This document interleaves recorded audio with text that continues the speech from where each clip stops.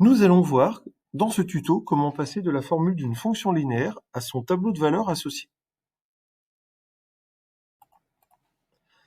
Je vous donne l'exemple d'une fonction linéaire dont la formule est la suivante, f de x égale 3x.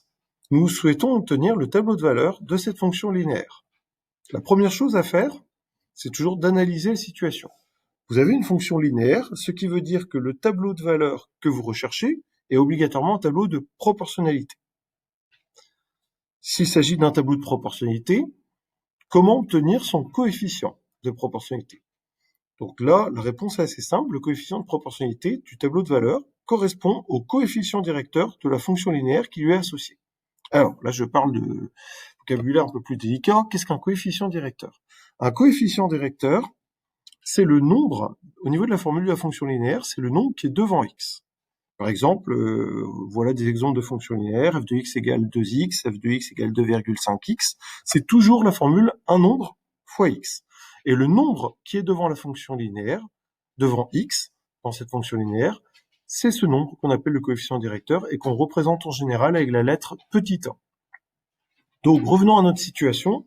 La formule, c'est f de x égale 3x, ce qui veut dire que le coefficient directeur a de ma fonction linéaire vaut 3.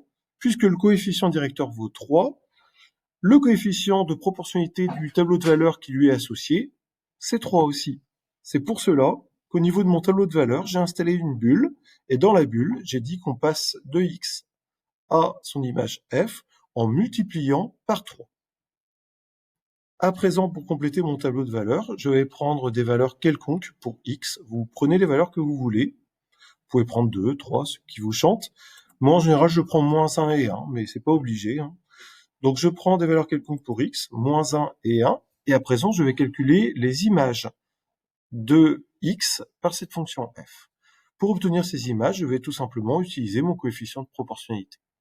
Pour la colonne de gauche de mon tableau de valeurs en rouge, je pars donc de la valeur de x qui vaut moins 1, et je multiplie par le coefficient de proportionnalité.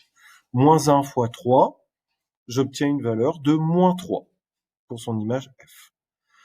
Pour la deuxième colonne en vert, pour x égale 1, je fais exactement la même méthode. 1 fois 3, et j'obtiens une image qui vaut 3 et que j'installe dans la deuxième ligne au niveau de la deuxième colonne. Voilà, je viens d'obtenir un tableau de valeurs complet associé à la fonction f de x égale 3x. Et vous savez tout à présent, c'est à vous de jouer.